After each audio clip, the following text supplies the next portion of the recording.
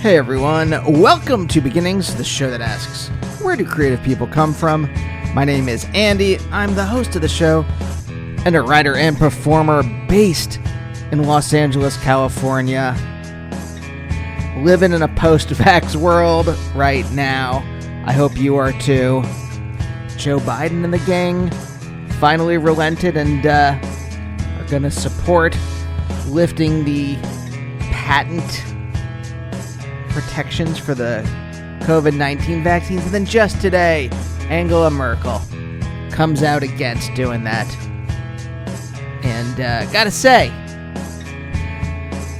can't believe that there's a German leader that is promoting policies that lead to mass death. It's crazy. It's not the Germany I know. Oh boy, I got a good episode for you today. This is Peggy Seeger. And if you don't know who Peggy is, why don't I read you her bio right now? Sister of Pete Seeger, the great-grandfather of USA folk revival, and partner of the late Ewan MacColl, theorist and practitioner of UK folk revival, musician Peggy Seeger has carved a special niche for herself in both these countries. Trained in both classical and folk music, her experience spans 55 years of performing, travel, and songwriting. A multi-instrumentalist, piano, guitar, 5-string banjo, autoharp, English, concertina, and Appalachian dulcimer, she's probably best known for her feminist songs and for the Ballad of Springhill, which is rapidly becoming regarded as a traditional song. Born in 1935, she regards herself as, quote, seasoned and in my prime. She has made 23 solo recordings and has participated in over 100 recordings with other artists. A native North American, she made her home in England with MacColl for 35 years. She returned to the USA for 16 years, but has returned permanently to the UK, where her 3 children and 9 grandchildren live. Her 24th album, First Farewell, was just released on Red Grape Music, and she is playing a number of dates in the UK in May and October. Please check her website for when those are happening. So, 2 notes. 1, I think there must have been some kind of miscommunication between Peggy and her reps, because she wasn't quite aware of what the show exactly was and was a little annoyed about that at the beginning. So, I just wanted to say that because she is a little bit prickly, and I need to give you context. Of course, by the end of the show, what do? In the old beginnings way, win her over. The other thing that I think is worth noting is because Peggy's written her own biography, someone else has written an autobiography of her, I wanted to try to not make her repeat things she's already put down in other mediums, or just, when I talk to someone who has lived a life on this show, and they've already discussed that life in numerous other places, I don't want to force them to have to kind of regurgitate that stuff. So I tried to find different angles to talk about her life, and I think we get into some interesting territory, especially talking about gender and gender roles, especially dealing with her parents and her mom's own creative pursuits. So yeah, I hope you like this one. And if you do, if this is your first episode of Beginnings and you're like, hey, pretty good, and you want to check out other episodes, you can do that wherever you get your podcast from. I think the last 100 episodes should be up. Spotify has them all for some reason. Not that I endorse that as the place to go, but it is one of the places to go. What I like to do here in the beginning is a little recommended if you like Peggy Seeger.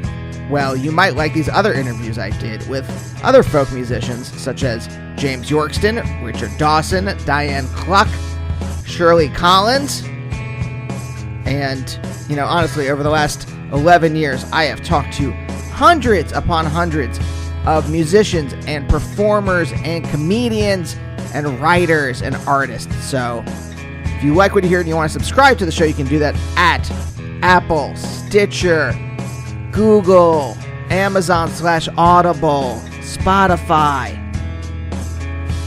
And if you want to follow me on social media, for dumb jokes at Andy Beckerman on Twitter, and for pictures of Naomi and the cats and Mabel, our dog, at Andy Beckerman on Instagram. Got some awesome episodes coming up, including Isabel Campbell from Belle and Sebastian, famous composer Terry Riley. That was pretty amazing. Lou Barlow. I just talked to him, Lou Barlow from Sebadoh, and that was just outright fantastic. If you are here solely because Peggy is lived in the UK for most of her life, and you're like, I just want to hear people from the UK, the wonderful comics writer and artist John Allison, who created Giant Days, which was one of my favorite things that I read over the quarantine, and also Robert Popper. Look Around You, Friday Night Dinner, Stathlet's Flats, and 100 other things. So stay tuned for those. But for now, let's talk to Peggy.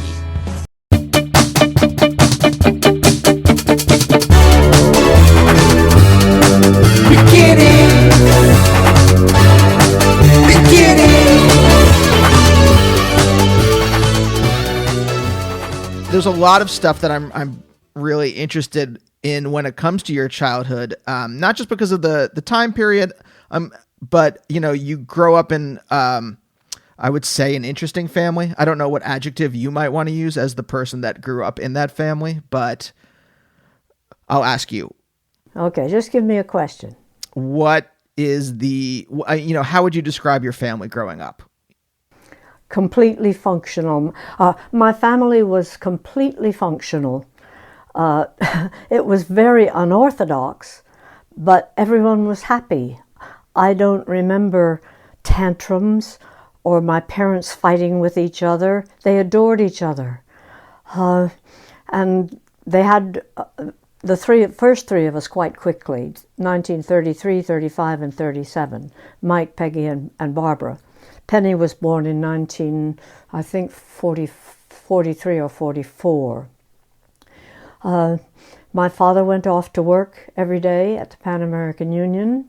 My mother spent her days taking care of us and transcribing folk songs all day long.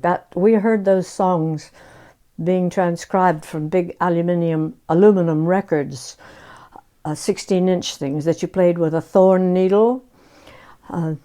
And so we just playing in the corner, and we're listening to murder ballads and chain gang songs and gospel songs and laments about how he's left me with a baby in my arms. And, there was no politically correct to the songs that we heard.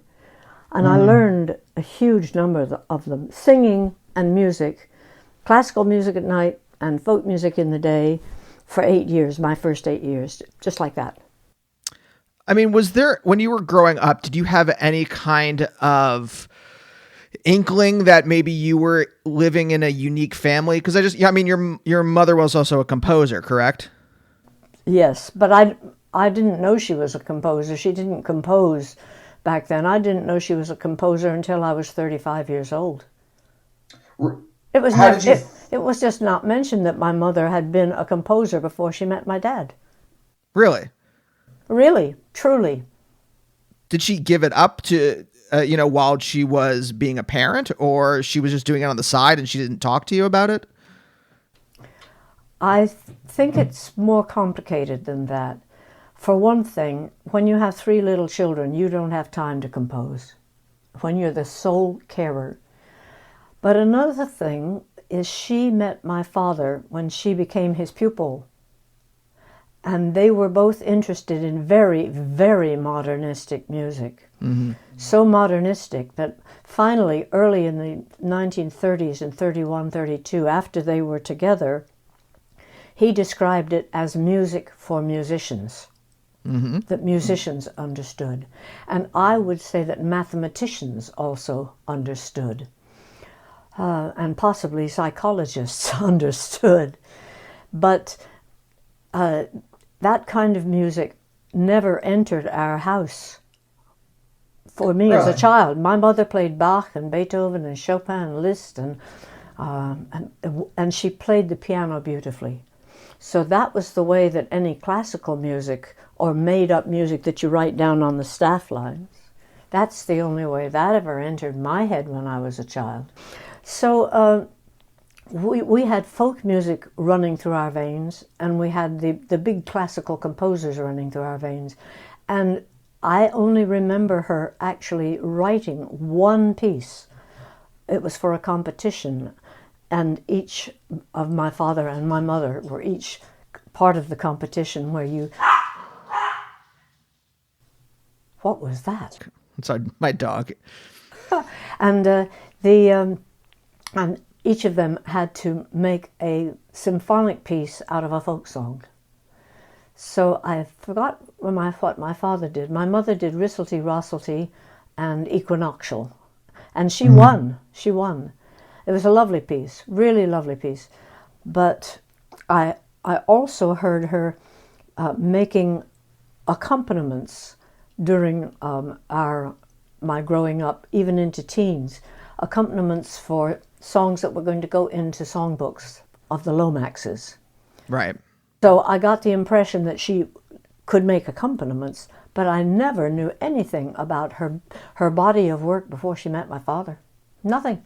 I first heard of it when my brother Mike sent me a CD of her work that had been made of, and I was stunned.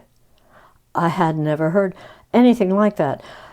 In her final years, I think when she was about 51, she died when she was, no, maybe when she was 50, when she entered another competition, and that's when she did the, oh golly, I can never remember the names of her compositions.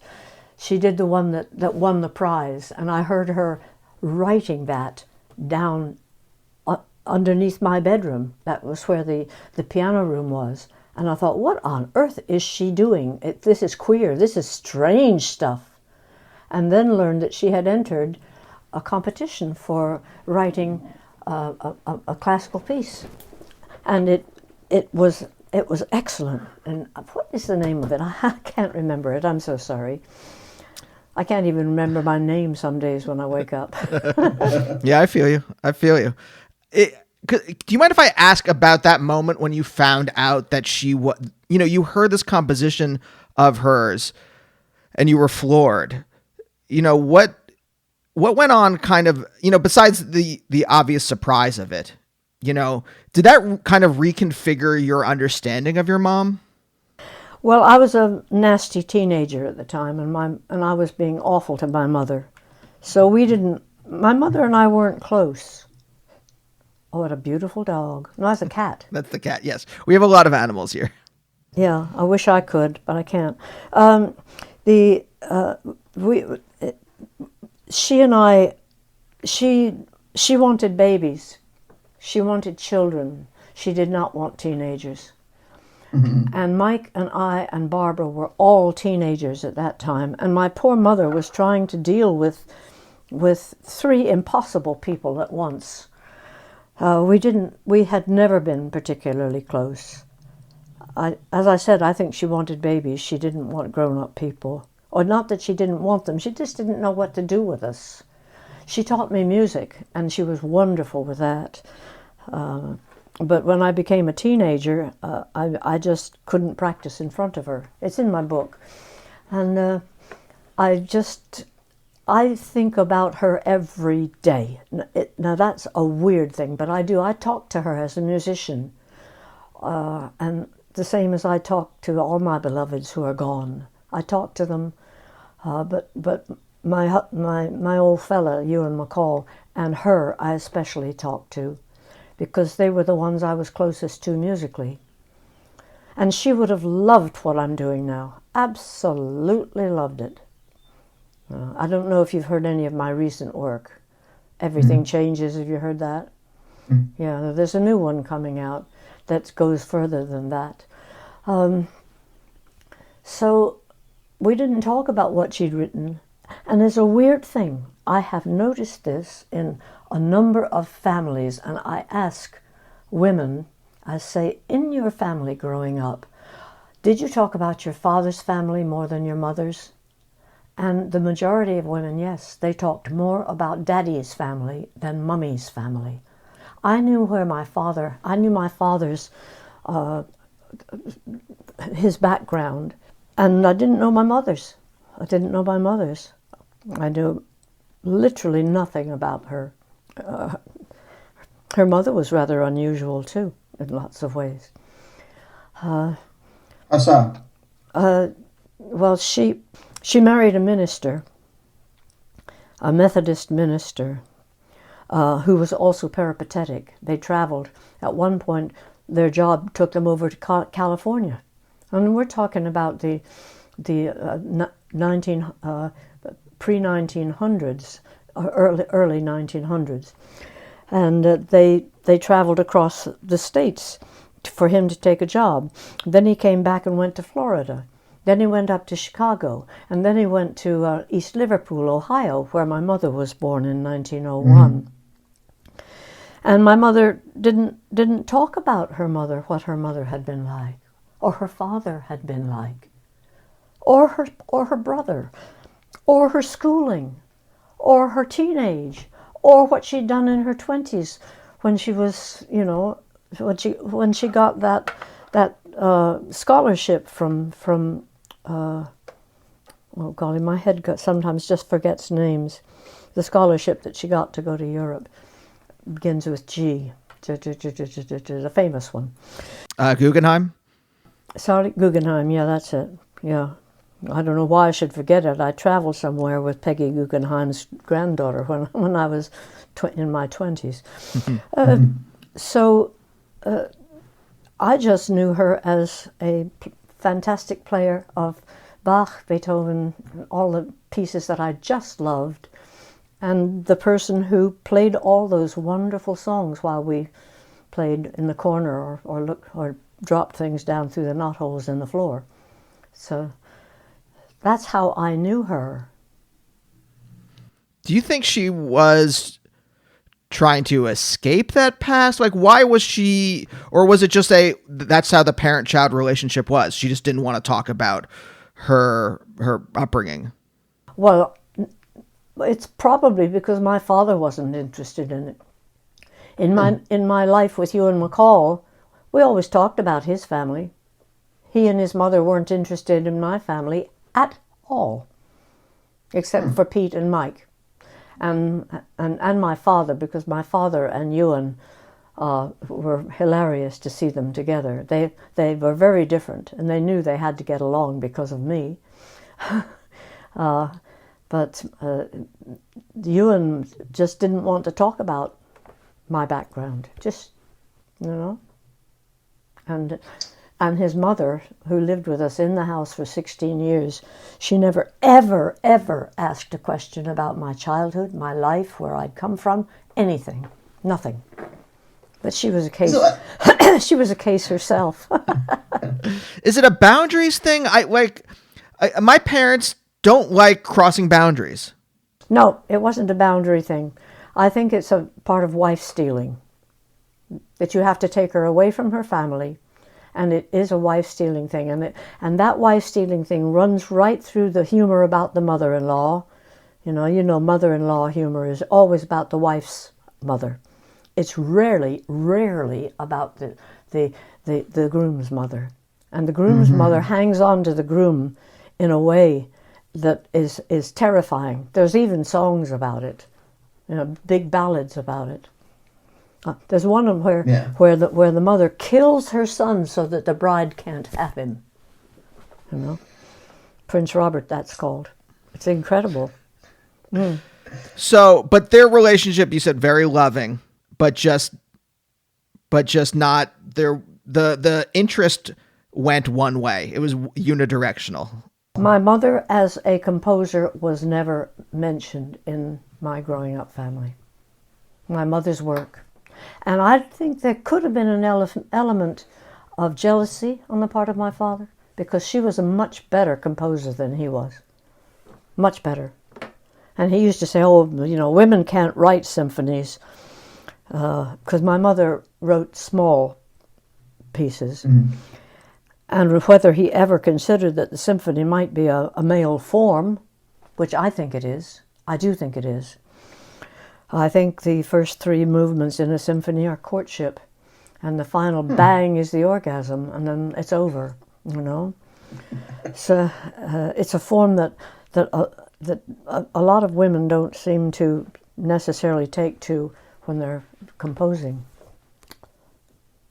No, but that's just that's personal feelings. But my childhood was filled with music. I started playing the piano when I was 6. My mother waited till I asked for lessons.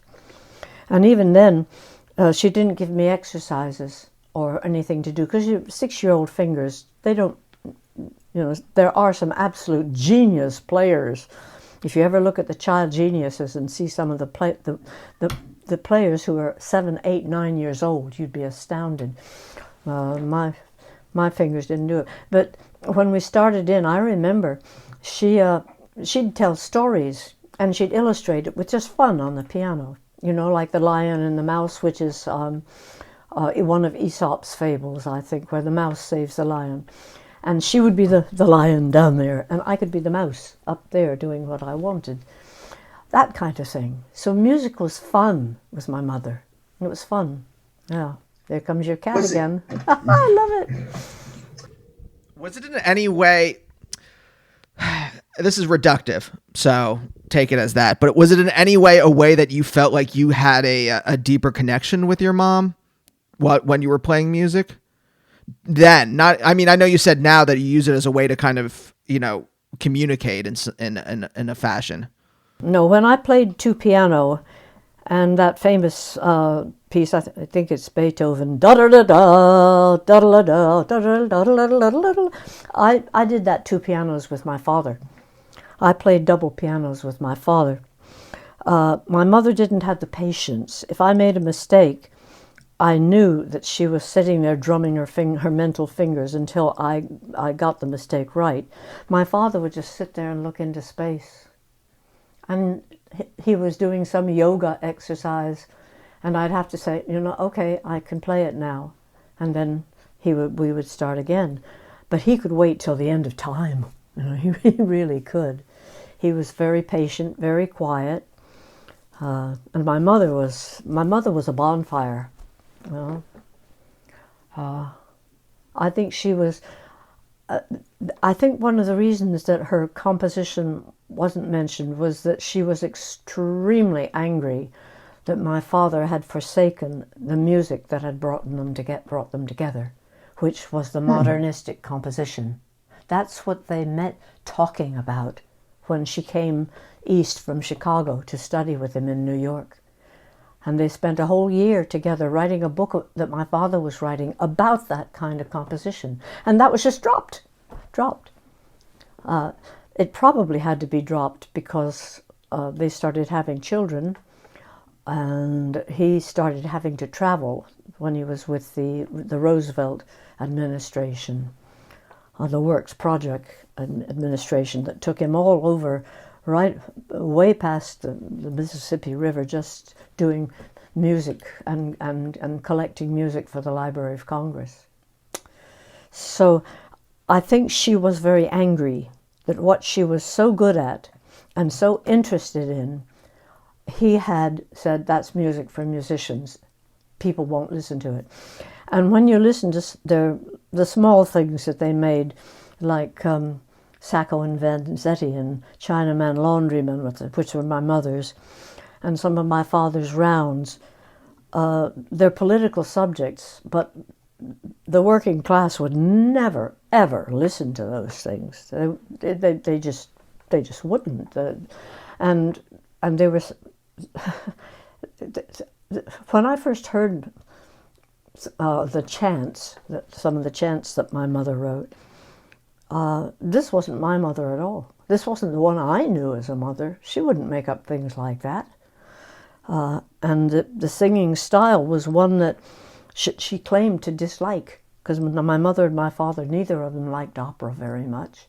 And that was opera singing. What was it doing on one of my mother's compositions? And I think some of the compositions that she made up, I feel very restless listening to them. It's music that that makes my body jangle. It's not music. And I didn't understand some of it until I heard some musicians analyze it. Joseph Strauss wrote an entire book about her compositions, and it's unreadable. It's unreadable. But I went to but there was a brilliance in this woman that she died before I could get to know it and understand it. I was at a week's, it was a whole week that was devoted at Rochester University. What's the university that is there? It's a famous one. Rochester, New York. Never mind. It was that. Yeah. It was that one. And it was devoted, all of it, to my mother's music, including her accompaniments for folk songs, and her poems, all kinds of things. And there was one woman whose name, unfortunately, I forget, although I will have it written down somewhere. She talked a whole hour on my mother's favorite piece, my favorite piece of my mother's, which is a piano study in mixed accents, I think it's called. And it only lasts 1 minute and 10 seconds. And it uses every note on the piano. And it runs up the piano in octaves. It's almost impossible to play. It is one of the hardest pieces. I tried it once, and I could do about 2 bars of it very slowly. and all of the pianists that I've heard who played it, who learned to play it, said it was unbelievably difficult. It uses every note on the piano, and it runs up in a series of mixed meters up to the top. Then it does something like kind of, let's play with the fairies for 4 or 5 bars. And then it comes back down again all the way to the bottom. It's amazing. You must listen to it if you haven't. And this woman talked about it for a whole hour. She analyzed it in mathematical terms. It's actually unbelievable mathematics, the way my mother did that. Mm-hmm. So going up in this particular way and then coming back, she turns it all backwards. She turns it upside down and backwards. It's quite extraordinary. And when I heard that, I thought, no, that's just a file has now been delivered. So my mother, one of the ways, I think one of the reasons that I talk to her so much is that now I'm 30 years older than she ever got to be. I made a small poem about her, and it just says that my mother is younger than me. She died at 53, and she died just when she was beginning to compose again, when her children were old enough, except for my sister Penny, who was 10 at the time. She was just beginning to compose again. And what she would have done, your name's Andy, right? Mm-hmm. Yeah, because I thought there was a Bob in there somewhere, but what she would have done with the knowledge now of folk music added to her classical abilities. Because when she was a composer and meeting my father, she was totally in on classical music, completely. She found folk music entrancing because they didn't need the staff lines, they didn't need to read music, they didn't need to and their instruments were all portable, or they were unaccompanied, and they would sing the same song never twice the same. She got a whole new musical galaxy into her head, and you see that in her accompaniments. Her accompaniments for Carl Sandburg's book, the American Song Bag, and for the 19 songs that she did accompaniments for, they are very like her pre-1940s, pre-1930s compositions, very atonal, dissonant, experimental. And her ones that she did in the children's books, she's beginning to sound like the folk songs. She's beginning to do what the folk songs do, and being very, very sparse, extremely sparse. Some of her folk song accompaniments for her own books are just absolutely brilliant. They are wonderful, you know. She has pared everything down. And I find, because my hands won't play properly anymore, and my voice doesn't sing properly anymore, not really. So I'm withdrawing into the simplest way of doing everything. And by doing that, by shedding the dead musical skin, if you like, you learn what a piece of music is really made up of. So that's what she was beginning. If she had added that to her classical knowledge, because her 1953 composition is not like any of the earlier ones, not like any of them. It's already moving over into being more tuneful, more the kind of thing that the average person would want to listen to. It's not music for musicians. Yeah. Did you pick up on that anger at all, even if it wasn't like very, obvious, or, she didn't explain why she might have been angry, that she had to kind of subsume her own wants and desires? Did you ever, because I'm thinking you also, it's not like you grew up in a much better time, a time that was friendlier towards women and their career desires and, what they, your own existential wants, right? It wasn't like you were a teenager in the late 40s and the early 50s. It's not like that was a much better time. Or you tell me, was it better? Did you feel like you had more of a your own kind of control of your own path? Well, I never paid attention to what I was supposed to be. I didn't fit in with the girls at school, and I was never ever asked out on a date, ever, in my whole junior high school, senior high school. Never went out. Oh, I went out on one. I went to the dance that comes at the end of the year, and I hated it. I sewed myself a ball gown that was it was beautiful but ridiculous. I just didn't like the whole school scene. So when lunchtime came, I just took my sandwich and my chicken leg, and I sat in a corner and read a book during all of lunchtime. So that I was called into the principal, who told me that I really should be more sociable. And I didn't, because all the other girls got together, and, they socialized and all those things. I didn't go to the football games. I went to one and was bored stiff. It was the prom. That's what you and your boyfriend had to ask, what color do you want your flowers?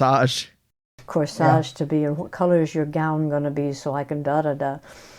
And it was the most boring evening of my life. Unbelievably boring.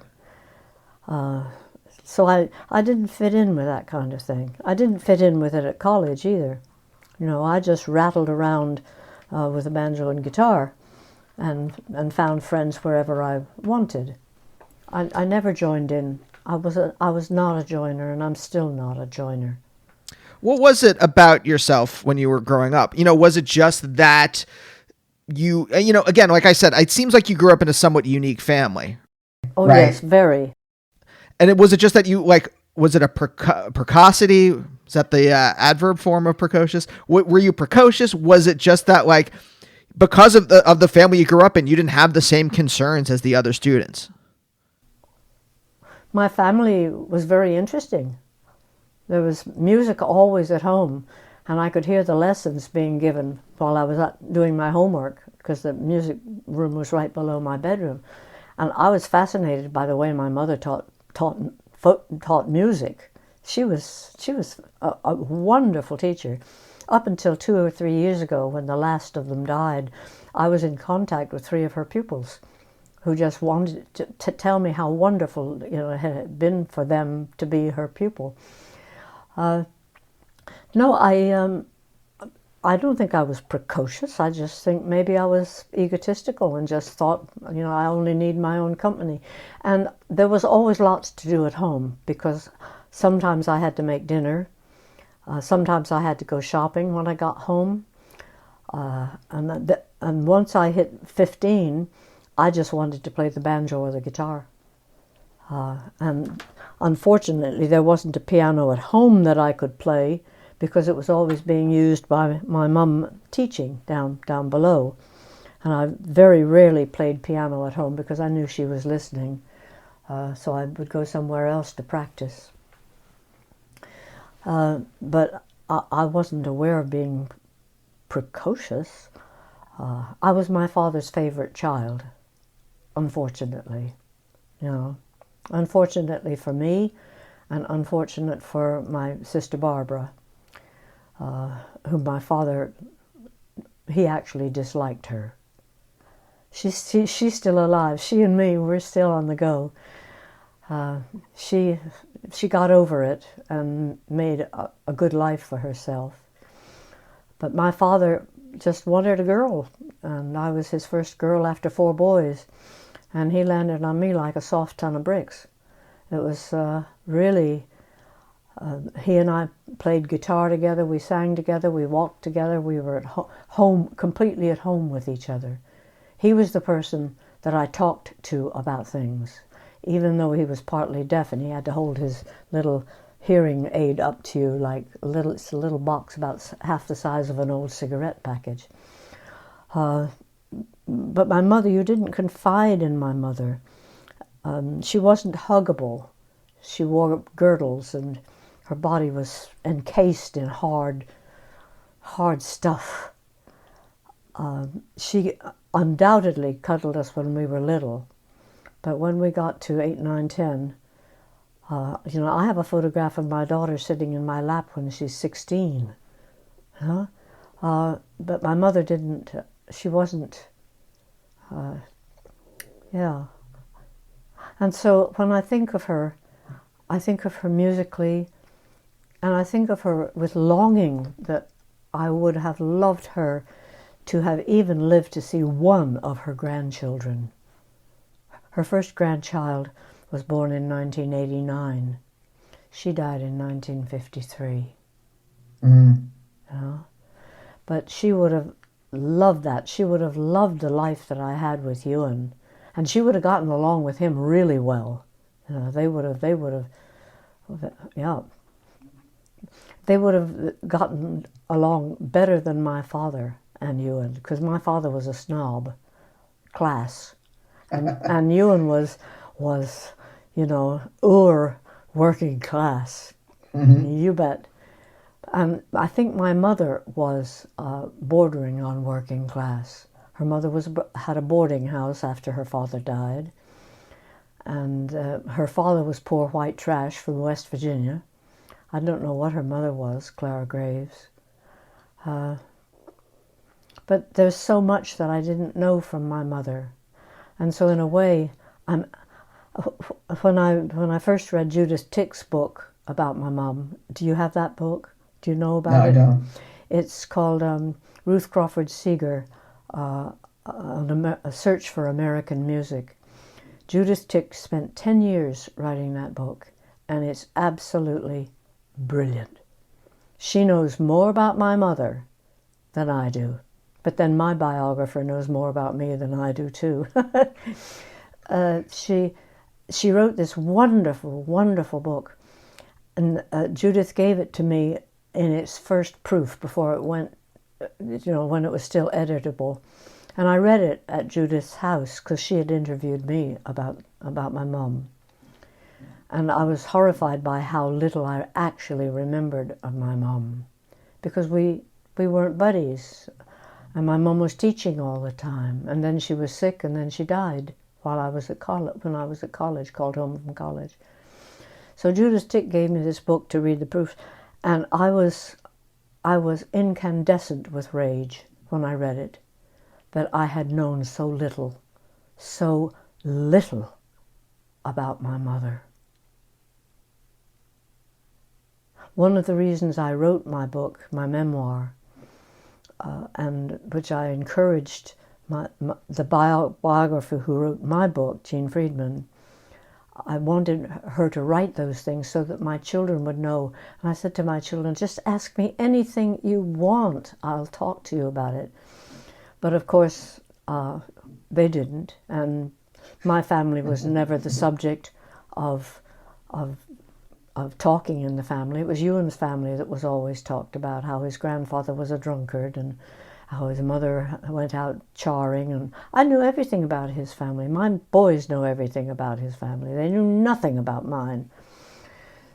So I was furious that my mother had never been talked about in the family before or after she died. My father seemed to know nothing. He only talked about his life with her, their life together, where they went and their courtship, and I found that out. And to know so little about the person whom you are most like. I am most like my mother, because I have that mix too of the folk and the classical. If anything makes me unique, it's that I use both of them in my songwriting and in the way I approach folk music. So as I say, I think about her almost as I think of myself. I have pictures of her around the house, and I whenever I travel, I have a little travel amulet in which I have her ashes, my father's ashes, and Ewan's ashes, and it's my good luck thing that I'm hitting my microphone here. And I travel with that because they're my beloveds who are gone. I have one with Pete's ashes that I put around my neck when I sing, because that way he gets back to stage, which is where he loved to be. And my sister thinks it's grisly to do these things, but that's what I do. It's a strange thing, you have a little piece of their physical person still there. Yeah.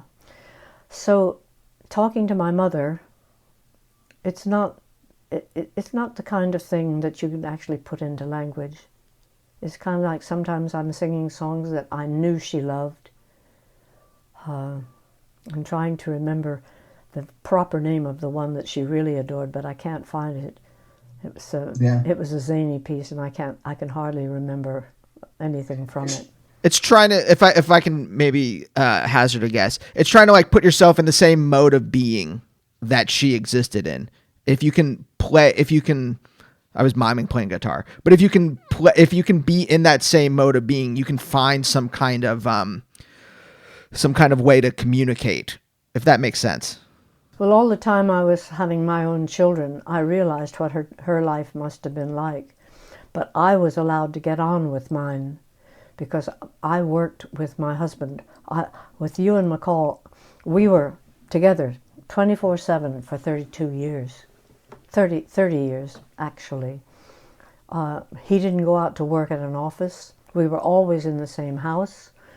The house was like a bowling alley. It was crammed with people, always.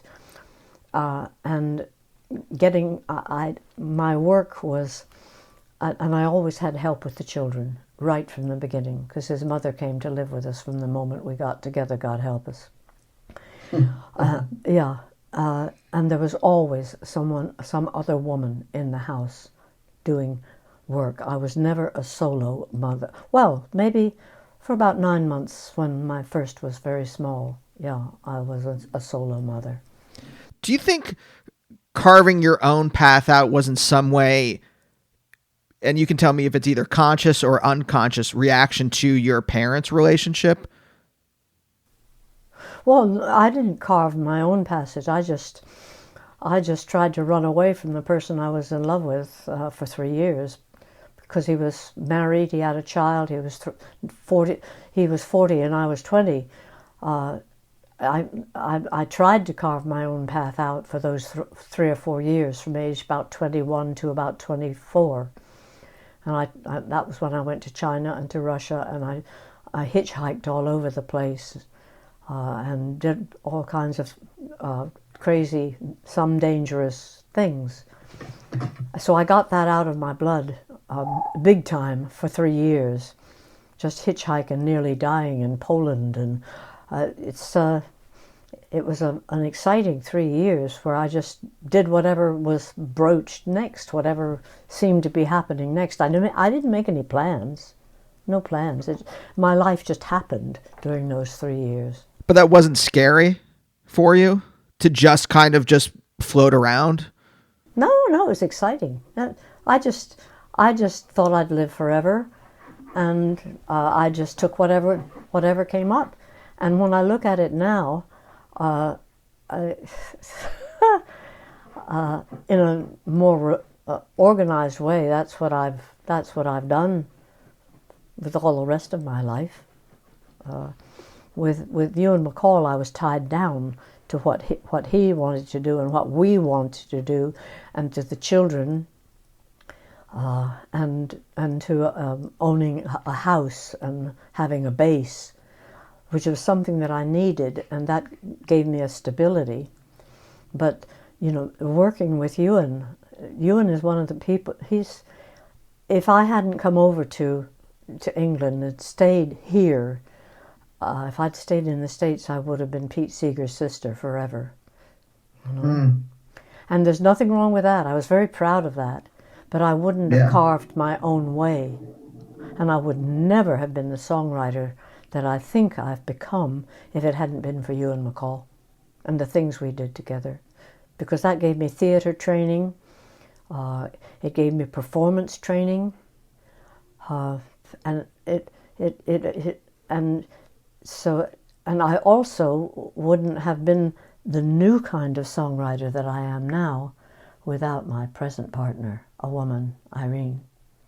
And she was just as important in another way as Ewan was in terms of my professional life and in terms of my ability to accept and to talk about what I've learned. Because I think I have learned an awful lot about how to be sociable with other people. I learned that from Irene. I learned how to be unsociable with people with Ewan. I mean, but that's not my childhood. Well, you could say that's the beginnings, because in a way, I had 4 beginnings. One's my childhood. Then when my mother died, I became something else for about 7 years, just doing everything, no matter what. And then I settled down with Ewan MacColl, and that was another beginning. And then with Irene, that was another beginning. But then you could say there was a 5th one where I decided to go out on my own. And because Irene and I never really lived together. We've been together and we have a civil union and we live apart, but we talk every day for 2 hours on the phone. But I essentially live alone, and I'm still a child. I'm still in a kind of childhood, Yeah, I do stupid things like children do, and I also have an innocence still about me that makes me put my foot in my mouth a lot. Yeah, I get that. I understand that. I mean, what is it about this 5th beginning, if you will? What is it about this period of time, or what made you want to be like, I'm going to be on my own and I need to find something in myself. I don't know. I'm kind of reaching for what I'm, trying to empathize. What was it about this time that I'm going to find me? Ewan MacColl died in 1989. I was already in love with Irene at that time. She and I performed together for about 5 years. We called ourselves No Spring Chickens. We were 2 older women, and we wrote songs together. We made an excellent CD together. It's one of my favorite CDs, called Almost Commercially Viable. But I was living in England at the time, and nobody wanted us to sing in the folk song clubs. Nobody wanted me to sing. Ewan MacColl was dead, and there was an agent who even called me a leftover of a dead duo. So I felt so unwelcome in England, and I had no jobs in England. Irene and I broke up our performance. We didn't break up, but we stopped singing together because it didn't work. I was too wed to a way of singing with Ewan MacColl. And Irene isn't enough of a musician to have her on stage. She's a fantastic storyteller, but she when she starts telling a story, she's very bad at telling the time, and she has no sense of time passing. So she'd tell a story during a concert that would take the whole first half. I mean, you don't do that when there's two of us on stage. And it wasn't attention grabbing. It's just that she's just such a good storyteller. She's Irish. And so I realized that I didn't really know who I was. So I was still remembering who I'd been with Ewan. I was a different person kind of with Irene, but professionally I didn't know who I was. I wasn't getting any jobs. I was occasionally going over to America to do a small tour with a rather flaky agent that I got over there. And I all of a sudden wanted to know what it felt like to be an American, because I had left when I was 19 to come live in Holland, and then to judder around Europe and China and Russia until I was 24. So I didn't know my own country. I felt American, but I'd only lived in America for 19 years. And here I was, in my 50s, or just about 60, still calling myself an American when I had no idea what America was like. Now, I left it when I was 19. And when I went back to live there in 1995, I went by myself. I just picked up sticks, closed the house up, and went. Irene didn't want to come. My daughter Kitty didn't want to come, so I went on my own. That's the kind of thing that you do. And it wasn't the America that I had left. It was a completely different place. Mm-hmm. It had nothing of what I remembered. But I got a good agent who thought small. I tried to get one of the agents who thought big, but none of the ones who thought big wanted me. I'd made about 10 solo records at that time, but they'd been in England, most of them. So I settled in North Carolina and started to grow up again into a different person. I had to learn how to be on stage just by myself. And Irene was fantastic at giving me ideas for that. Absolutely amazing. She just dusted me up, dusted me down, and shoved me off and said, okay, here's what to do. And every now and then she still gives me suggestions, even from New Zealand where she lives. And so I traveled the United States. I lived in Asheville for 12 years, and Irene came down there to live and to run a cafe during the last 3 of those 12 years. And we had a house down there, and we had a life down in Asheville, North Carolina. And then her American visa gave out when her cafe didn't work anymore and she wasn't allowed to stay. She'd have to come back to England or just leave, We'd had a civil union, but that wasn't accepted in America. Mm-hmm. So I didn't want to go back to England, and I got an offer to teach at Northeastern University, an offer from my mother's biographer, Judith Tick. And I just took it, bang, like that. I didn't discuss it with Irene, I just took it, because I knew she'd have to go back to England, and she knew I wouldn't go back with her. And I just picked up sticks, sold the house, and drove to Boston and became Professor Seeger for 2 years. I loved the teaching, and flowering into knowing, into getting a stage persona, and then teaching for 2 years when I thought I couldn't teach, and I found out I could. It was a thrilling 2 years for me, and I think possibly for the hodgepodge of students that I got. If you need to know about me, you need to read my book, because it talks about all that. So in a way, you might say that that's yet another beginning, that I did that teaching session. And then all of a sudden, after about 4 years in Boston, I began to feel lost again. And I just really, really missed my children, who all live in London.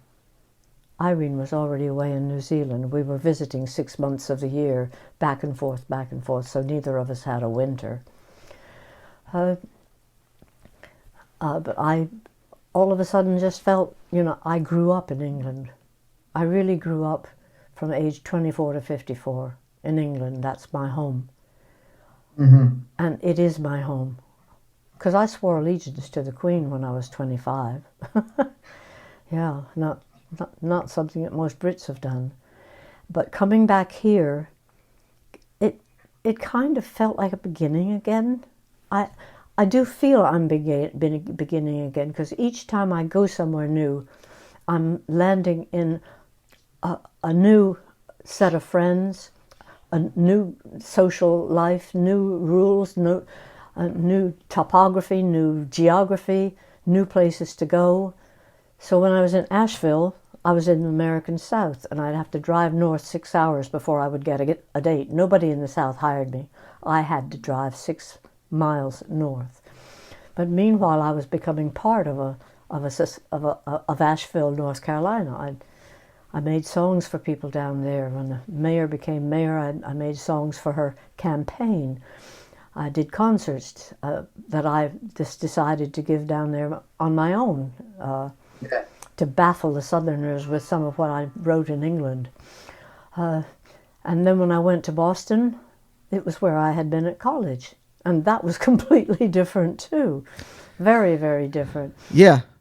Because in some way you're having to redefine, every time you're going to a new place, you're having to redefine yourself. You're having to kind of shed an identity, right? Pete Seeger's sister, or your parents' child, Pete Seeger's sister, Ewan MacColl's wife, Irene's partner. I never shed. I added. You added.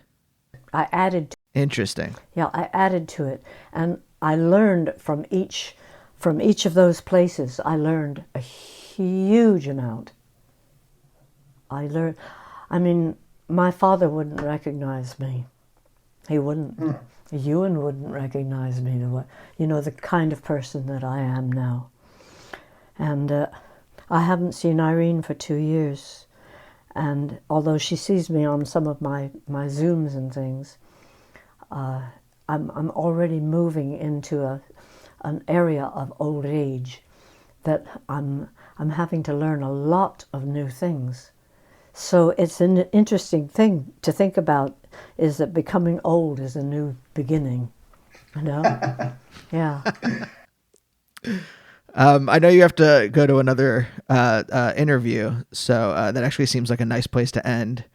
Thank you so much for talking with me. There are things that run right through everything, all this, because I've had a social conscience from very, very young. It moved from kind of a bland paternalism at the very beginning to now shouting and screaming about things that are happening.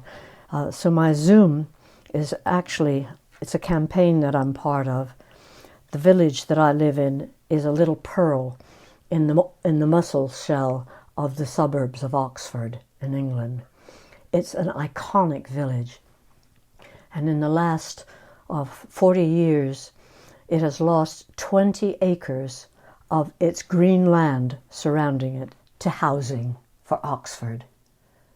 It now has 4 acres left right in the middle of the village, and they want to put housing into it. And it will ruin the village, completely ruin it.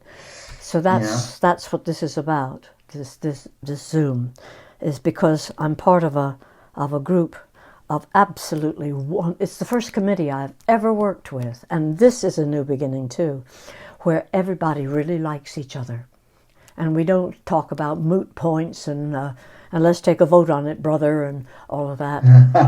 It's a mixture of men and women who are determined to save this village from 84 houses bang in the middle of this old. It's still an old village. It looks like an old village, and they're going to plunk, and it can't take the traffic. It can't take the added 30% of residents. And this is happening all over this country, unfortunately. And the thing is, we don't need the houses. We don't need them. We have plenty of place that you can build on that's brownfield and that's in deserted parts of cities. You can build them there. But I think we have too many builders. I think that's what it is. Yeah, that's the once housing became a commodity. Yeah. In the really the 2000s, I guess. By 2008, it's all, financialized. So what's running through, and it's important to say that you add one beginning to another beginning, to another beginning, to another beginning. And if you substitute them and get rid of something or talk about reinventing yourself. I wasn't invented at the beginning. I added this, I added this, I added this. I am not invented.